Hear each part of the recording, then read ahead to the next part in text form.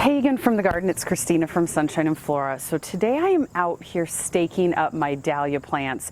Yes, I should have done this weeks ago. I do have some regular just garden stakes up next to a bunch of the plants that were kind of starting to topple over. But basically I need to corral everything. I have in 3 weeks my biggest market of the season, and I depend on my dahlias every year for the little jelly jar arrangements that I do. So I've got to get these fully supported so that I don't lose any of the plants and have as many blooms as possible in 3 weeks. So I have 3 rows of dahlias in this area, and I'm going to be corralling them with T-posts and rope. Really simple. The first thing I need to do, however, is clean an area of honeywort. Let me show you what that looks like. Okay, so here's the pathway that is next to all of my dahlias. Do you see a pathway?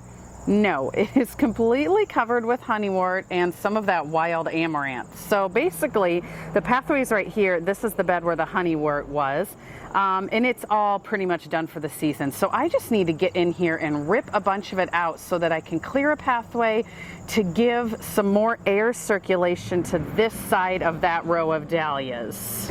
Here's a view looking this way at my dahlias. So I have 1 row here, 1 row here, and then if we pan over, I have another row right here. These are not as tall as the others. I do have a pumpkin vine growing over here. So basically I've been keeping the leaves away from the plants because I want these pumpkins to continue growing. These I also use for the market. However, I will never plant pumpkins here again, but I do want these dahlia plants to continue to grow. Now these do not have any blooms on them because I pinched them not too long ago, but they should catch up to all of the rest of these in no time. Hopefully in 3.5 weeks. Okay, I'm gonna get to clearing this honeywort, then we'll do some staking up.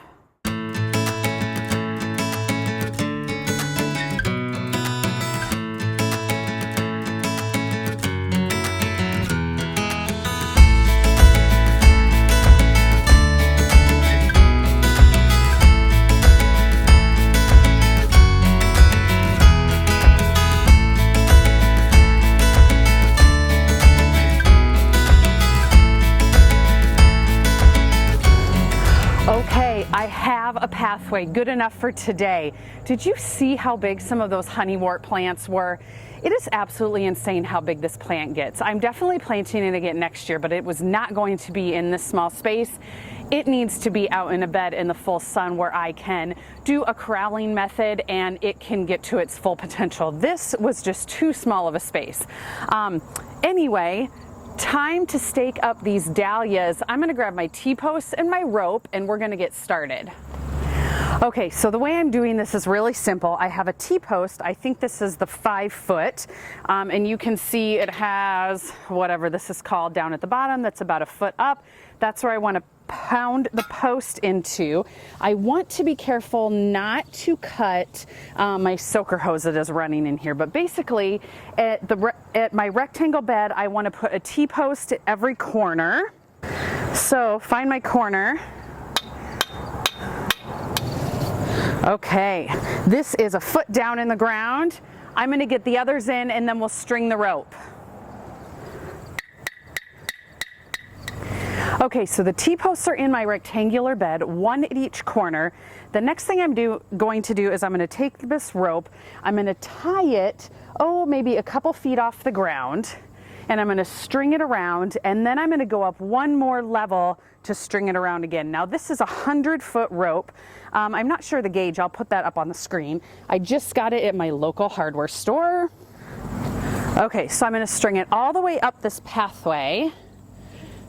Try not to get the rope tangled as I do this. However, I'm thinking that that is probably what's gonna happen. All right, so I'm all the way up to this T-post.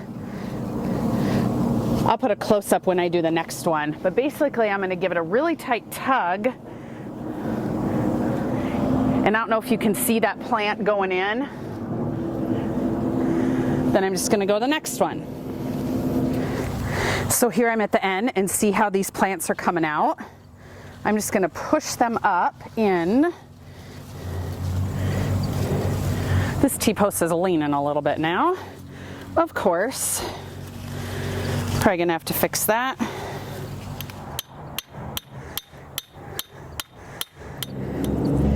So now I'm just going to tie it off in a knot. There. Now these should grow upright more. And you can see how much easier this would have been if I would have done this at the beginning of the season, but again, better late than never. So now what I'm going to do with this first row is I'm going to go around at about this level just to help some of the taller plants, and then I'll get the other 2 rows done.